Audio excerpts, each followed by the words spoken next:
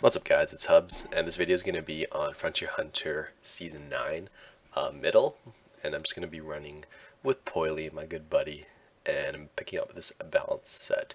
So I'm using the same squad I used as in beginning. I'm just going for clearing right now. In my opinion, Luke is the best attack buffer you can use this season because he's a dual elemental buffer, so he offers earth and water elemental buff. So that's going to be a huge increase to the damage you do. You also score more points with elemental advantage. So the other attack buffers you can potentially use are Eltor. He's a one-turn 120% attack buffer. So he has the highest attack buff and the highest damage SBB out of all the attack buffers in the game. But he only has a one-turn attack buff, which is also perfectly fine. But the difference is Luke gives elemental advantage, which actually further increases your damage even more. And then there's also Kula. She gives 115% attack bonus, which is the same as Michelle. Comes second to Eltor, but she doesn't give any elemental advantage, so I'm kind of skipping out on her. And then there's also Michelle, who's still great. I would use her after Luca, in my opinion, because she has a fire elemental buff and 115% attack bonus. We also got Kuda, who's another really good pick because he buffs for 100% attack, and then he also gives 40% crit, which is really good because that means you don't have to use your Maxwell first. Because if you do use your Maxwell first, then your Maxwell attacks without having an attack and spark buff.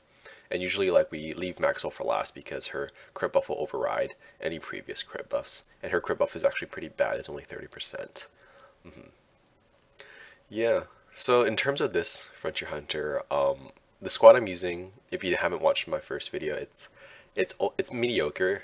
It's it's really good, and this squad will guarantee I get all the rewards from every stage, even Terminus. Like, I don't have a doubt in my mind. But I could potentially maximize more points by swapping in an elemental buffer like Orna, for example, over one of my Elzas. Like, having three Elzas is great and all, but I'm not getting anything more beneficial than the spark buff from one of them. So the other two slots are kind of open for grabs. The reason I'm using three is because it's very easy to use Elza, and it's very easy to generate full BB gauges on all your units, full SBB gauges, I mean, using three Elzas and two Maxwells, because Maxwell has 33 hits, Elza has 30 hits. The drop checks are one per hit, so they're generating so much BC that it doesn't really matter. Like, I don't need to really be cautious. If I'm fighting two enemy units, I can use everyone's SBB and still know that I will have full SBB gauge for the next turn. And the number of points I'm going to get is going to be way over the threshold I need for all the rewards anyways. So that's basically why I'm running this team. It's just very convenient. Whereas once we hit Terminus, after I clear it once with this team, I'm going to look into some, I guess, theory crafting and try to see, swap out one Elza for an Orna. Maybe I want to swap out one more Elza for something else.